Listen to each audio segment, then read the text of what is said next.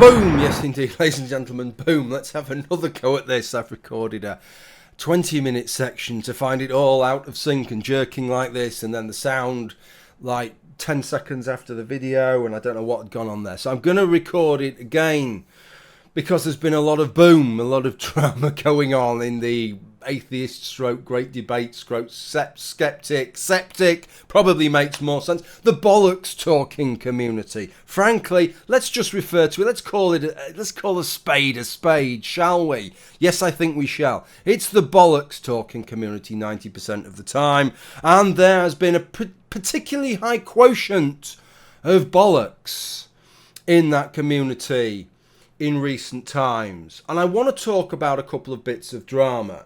One of them is the NonSequitur Show, which was actually some drama that I didn't want to talk about, and somebody asked me if I was going to talk about it privately, and I said, no, I've got my opinions, here they are, but I'm going to keep them to myself, because I'm not sure that it's helpful for me to stick my spoon in and stir that pot. But actually, bollocks, I'm going to, because the other thing that happened has left me feeling so much contempt that I don't care now. I don't care. Bollocks to it. It can all fucking burn for all I care. Right? And that's what I'm going to talk about first, which was a reaction to Rationality Rules' latest video. I have a co-host today, which is my son's, well, it said on the box that it's a T-Rex. I'm not sure that this red fin is particularly accurate to the species. We also, of course, are not quite aware of what behaviours these animals had, but I'm suspecting that this is not accurate. Let me show you. Let me show you here.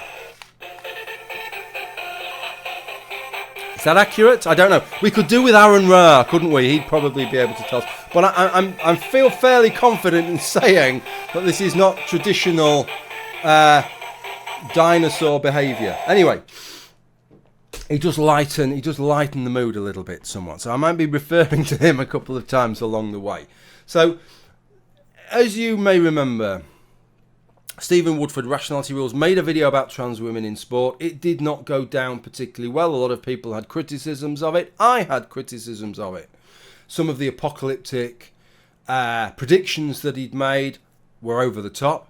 Some of the clips that he'd used maybe were somewhat injudicious, I think it's fair to say. Some of the language that he'd used was somewhat injudicious, I think it's fair to say. And maybe some of the science that he'd used was a bit flaky. He got it wrong. He'd equivocated between male performance and trans women once they've had their hormones suppressed, etc., etc. So he was asked, you need to remake your video, right? Tone the rhetoric down. Make it a bit more appropriate. Make it a bit more reasonable. Moderate it. Use better clips. And sort the science out. A number of people said to me, won't make any difference, Jim, if he does that, because it's a sham, really. That's not their real concern.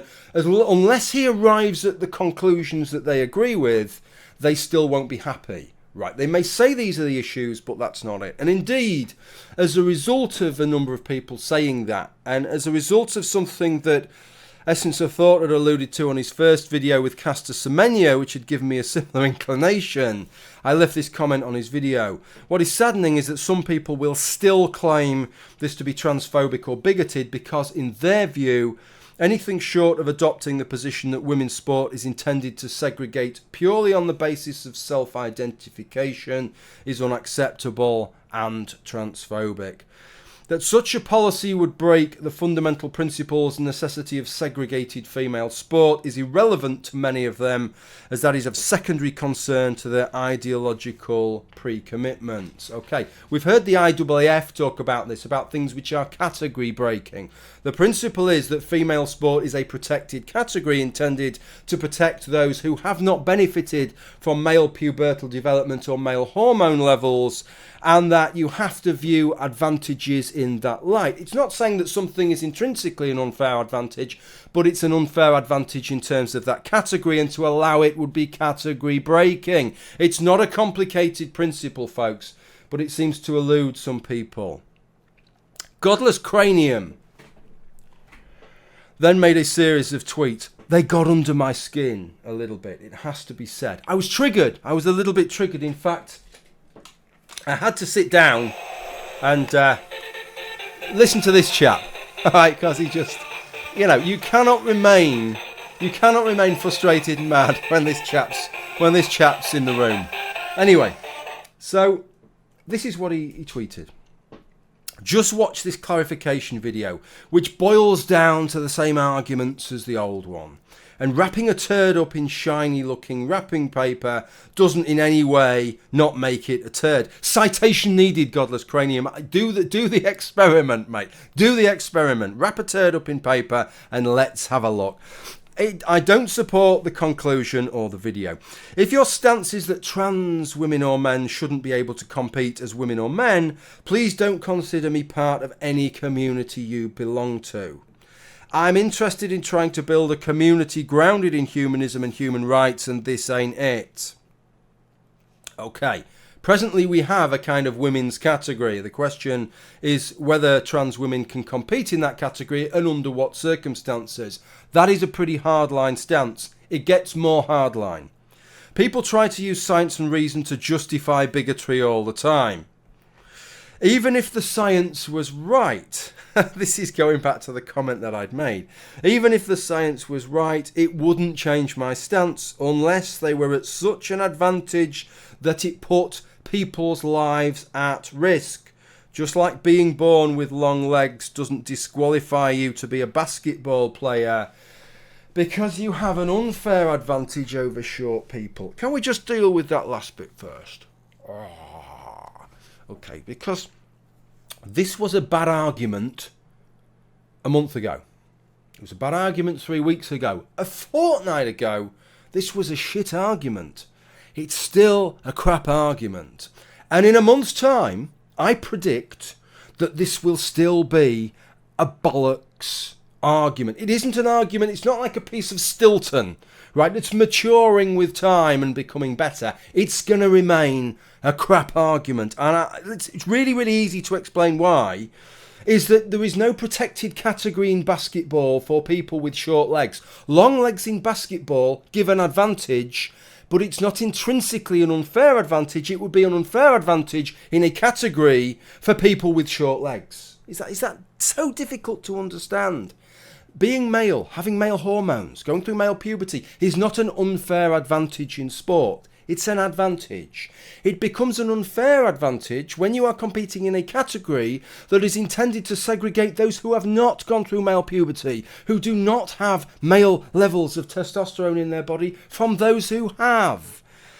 If you want that analogy to make some sense about basketball, the only way you can do that, godless cranium, let's see if you can get this into your cranium here, is if you believe that sport should not be segregated into male and female. If you believe that and we all compete together, just the same as tall and short people do in basketball, then that makes sense. But if you don't believe that, then what you should have written is something like, well, being 30 is an advantage over being 45 in terms of sports performance, but nobody complains when a 30-year-old competes in an over 40s category. But of course, they would do, wouldn't they? Because it's a category for over 40s. And the reason that we have a category for over 40s that doesn't allow 30-year-olds to compete in is because we're protecting the over 40s from younger people who have a statistically higher level of performance. Nobody is saying that being 30 is unfair, that it's an unfair sporting advantage. It's an unfair sporting advantage in a category designed to exclude those who are 30 years old. To me, that doesn't seem like a complicated argument. The fact that weeks on you're not grasping that means you're either as thick as a fucking house brick, which I don't believe, by the way, right? Or you're deliberately pretending not to understand it so you can still keep making this crap argument. Female sport is a protected category. The IAAF were explicit about that in their presentation to the Court of Arbitration for Sport. The Court of Arbitration for Sport wholly accepted that principle. Seemingly you don't. You just think we do it for the fucking shit and giggles, presumably. I don't know. It's not clear. What is clear is this whole argument that you've made is so spurious that the makers of this dinosaur, right, they included different modes. Right, they included different modes. There's the dance mode. There's a dance mode because every dinosaur dances. There's a walking mode there. There's a roaring mode. But what there isn't, right? But what there isn't is a mode where it makes this argument that you made. Because even this dinosaur wouldn't make this argument. Because it's like kind of half an argument. The consequences of your central argument here. Let me read back. If your stance is that trans women or men shouldn't be able to compete as women or men, well, you know, you're interested in a community grounded in humanism and human rights, and you're happy, anything goes, right? As long as nobody's lives are being put at risk, anything goes. So if that's your principle then, that we have to segregate sport into gender identities, not into biological sexes, and that trans women have to be in the women's section, otherwise we're not acknowledging that they are women, then you cannot draw the line at those who have suppressed their hormones, right? Because what is suppressing your hormones about? That's about approximating femaleness. It's nothing to do with identifying as a woman. So in your position, you have to allow all trans women to compete. If I identify as a woman for, let's say, a year, I can compete. Don't have to do anything. Just identify as a woman, start living as a woman, right? I can remain exactly the same, and that's fine for me to compete in this category that was intended to segregate and protect female athletes and give them a fucking chance. Right? You would be happy for that to happen. You have to be happy. As long as I'm not putting lives at risk. This is what you're telling us. As long as I'm not putting lives at risk, then you're happy with that. You're destroying. We're talking about rhetoric that's over the top. Right. In his first video, Rationality Rules, rhetoric was over the top because he wasn't accounting for the fact of hormone suppression. I'm not over the top when I'm saying what you're talking about would destroy the concept of female sport, because what you're talking about from this humanist position, as you call it, this human rights position, bollocks is it, but as you call it that, right, you will destroy female sport because there is no distinction. There will be no distinction between the people who are winning in that category and the people who are winning in the male category, other than one of them, they identify as men and identify as women. The protection has gone. It's category defeating. The purpose of the differentiation has gone. There's no point having it anymore. And so where do we go from that? Can we have a female category? Well, not really, because trans women ought to be able to compete with cis women, otherwise you're not acknowledging that they're really women. There's nowhere you will let us go. Everybody is acknowledging, the world acknowledges that we need a separate female category.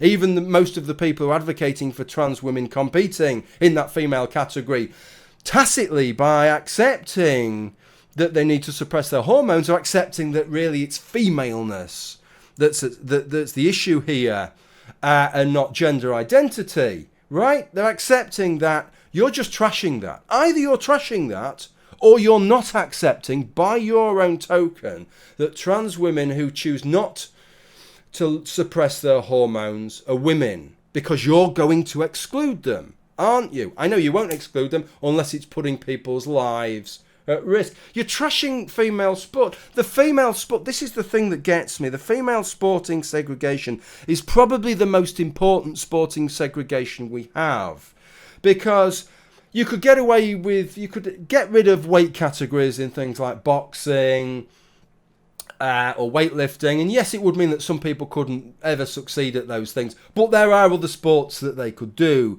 You could get rid of age categories in sport, and people would still have a period in their life where they could be competitive at the highest level for their age. But you get rid of female sport, and effectively 50% of the population have no chance, right from the minute they are born, at competing at sport of the highest level. And you don't care about that. As long as nobody's life is at risk, my principle is important. Allowing this point 2% of a population of trans women who are interested in competing at sport to compete in the category that they wish to compete at is worth trashing everything else. That's how it reads to me. It doesn't seem like a very humanistic position. It just seems like a dogmatic position that you are holding without really any care for anything other than your ideological pre-commitments. I find it hard to put into words the contempt that I have for the reasoning that underpins those tweets when I read them. It just seems such a fucking selfish. Actually, I know you don't think it's selfish.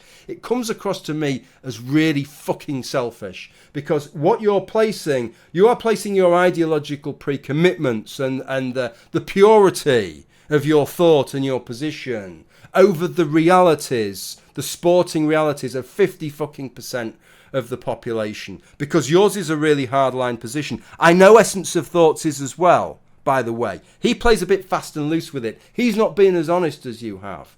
But in his first video, it was there. He brought Caster Semenya up. We know she's a biologic in everything that's important with regard to sport. 46XY chromosomes, a set of testes that are kicking out male levels of testosterone. She will have gone through a male puberty.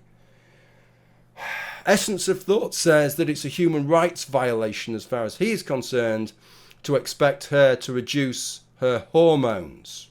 If that's a human rights violation, then it's a human rights violation to expect a trans woman to reduce her hormones to compete in female sport.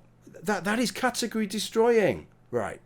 There's no point having it anymore. If that's the game, you just don't really care about it, do you? What you care about is the purity of your position. All I can do is play this fucker, really. That's all I can do, because that's the level we're on. That's the level of the discussion, if that's what we're getting to, and that's really sums the whole thing up. Okay.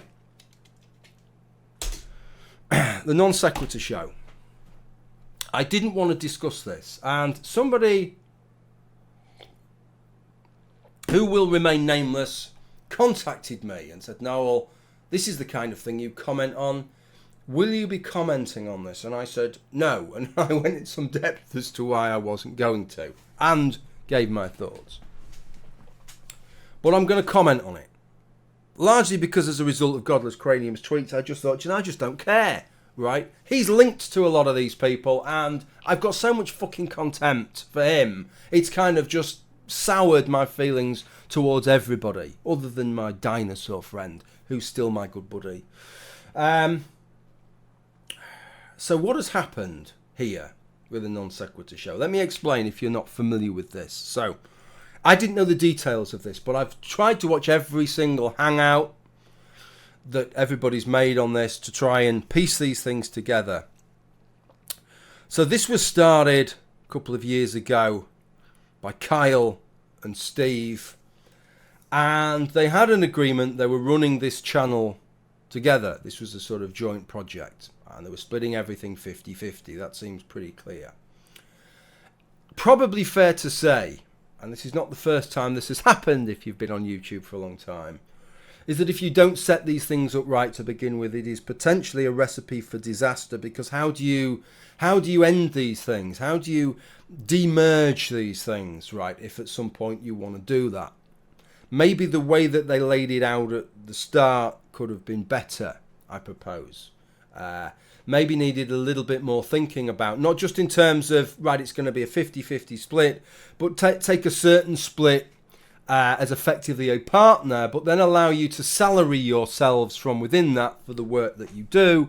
Maybe a model like that would have made some sense. Have some thought about how you could, mechanisms you could have to end it, to pull yourselves apart if that was going to happen at some point. This is my reading of events. This is just my reading, my opinion, based on what I've heard. I've spoken with Kyle a few times. He seems a really nice, really genuine, really reasonable man. I get the impression that he has drifted apart from Steve McRae, and in some ways, either his view on Steve McRae as a person, or just his interests have diverged from Steve's interests. And as a result of that, and as a result of effectively being the key holder, the password holder for these different resources that they have, he's started to push the channel in a direction that is more in tune with his present interests. I propose that shouldn't really have been a unilateral thing to begin with, that if you run a channel between the pair of you, then any change in, any repurposing in that channel is something you need to negotiate between the two of you. And it needs to be done as soon as you realise there's a bit of a drift. That is something, even if it's an organic process that needs to be brought to a head, that you need to say, hey, we seem to be shifting onto other material. Are we happy with that? Maybe we can split the content of the channel and effectively have a wider remit to the channel. Some of the traditional stuff will run on some days and some of this newer stuff will run on other days. But it seemed like that just kind of happened, that Kyle steered it that way. And then my impression is that now we're at a period in the future, Kyle is looking at this channel that he is a part of. He is seeing it as a very different beast to the beast that he'd originally created at the inception with Steve. He's seeing his involvement as different, maybe the amount that he does as different, and thinking what I'm looking at now is much more my baby than Steve's baby. So I'm gonna keep it, and I'm gonna tell Steve, right, this is, I'm gonna pop Steve back in his little fucking box now and say, right, you're not a 50% equal partner in this anymore now. I'm gonna pay you off for what you've done. You can appear a few times or what have you, and obviously that isn't kind of the way that you can do things, and it ought to be apparent to Kyle by now, by the amount of pushback that he's got, that is clearly the position of most people. If you look at what has happened with the channel, it's a shame. Effectively, he has gone away with half the channel because that's all that's left. If you look on Graphtreon, in the recent past, they'd had over 150 patrons. They now have, I think at the time of looking earlier on, 62. The channel has 62 patrons. It has lost well over half of its patronage. That is pretty... See, I've never known anything like that. I've never seen anything quite like that. In terms of subscribers, they had just over 30,000. They've lost 3,000 subscribers, which doesn't seem as much. But losing a large number of subscribers is actually really difficult. We've seen people on YouTube do terrible things that have been roundly pilloried for, and they've ended up gaining subscribers as a result of notoriety. The thing with subscriptions is, especially when drama is ongoing, people will maintain a subscription even if they're not happy, even if they don't want to support your material anymore, just because they want to see the drama unfold. To lose 3,000 subscribers, and they will be 3,000 of your most diligent viewers, most active viewers, is a pretty serious thing to happen to any channel, I would suggest. And so this is the situation. Kyle has effectively ended up walking away with half the channel. The problem is that Steve has ended up walking away with none of the channel. And I've seen a number of people who are fans of the show describe this in terms of a divorce, right? They see Steve and Kyle because they like them both. And I've spoken in messages with both of them, and they both seem decent people. They're different kinds of characters, but I have quite a lot of time for both of them, so I can understand people. And they see that as quite distressing. I have to say the divorce analogy is quite germane. Assuming you haven't got kids, which always makes it a little bit difficult. The reason that the divorce analogy is kind of germane here is because when you have a divorce, it's still the case in the UK, I think they're looking at changing it, there has to be fault. There has to be fault to have a divorce.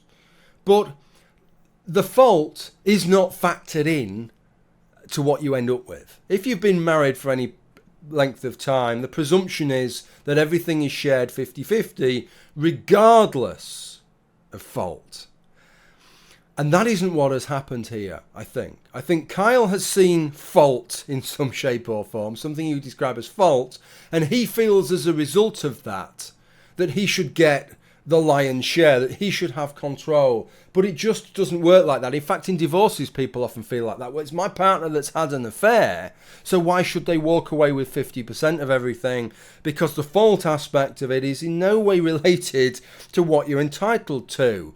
And if you have a business agreement that's 50-50, then I'm afraid it's 50-50. If one partner sits on their fucking hands, it's still 50-50. You could have a business arrangement with somebody who's a silent partner in that business. And if they're entitled to 50%, they're entitled to 50%. And you need to deal with that properly, not just unilaterally declaring that you're going to award yourself the whole business. It just, that can't be right. And I hope that at some point Kyle reflects on this and sees that. I know he isn't at the moment. I watched the show that he did where he tried to discuss some of that. And I have some sympathy with some of the points that he made, but that doesn't justify these actions. I've got to tell you that, Kyle. That doesn't justify the actions that you've taken here. And you seem to have... Both of you had a lot of goodwill personally. You generated a lot of goodwill for the channel, but also as a couple of individuals. And you've actually undermined your own goodwill here. And you've left yourself now with a brand. You may have walked away with the brand, but it's a brand that is now somewhat toxic, or at least toxic while ever you are at the helm of it. I will be honest. At this point, I don't think it's doing you any favours to remain as the host of the NonSequitur Show. I actually think that in the longer term, over a couple of years, because you're a great host, that you would do yourself a bigger favour to take a few days away, to take a step away, and come back and say, do you know what? I overstepped the mark. I fucked this up, right? I'm going to hand the show, or what remains of it, over to Steve, right? It's his baby. I'm going to start something fresh. I hope that people will forgive me for sort of overstepping the mark and view what I do with a fresh light and see that I'm trying to make amends for the damage that I've done here.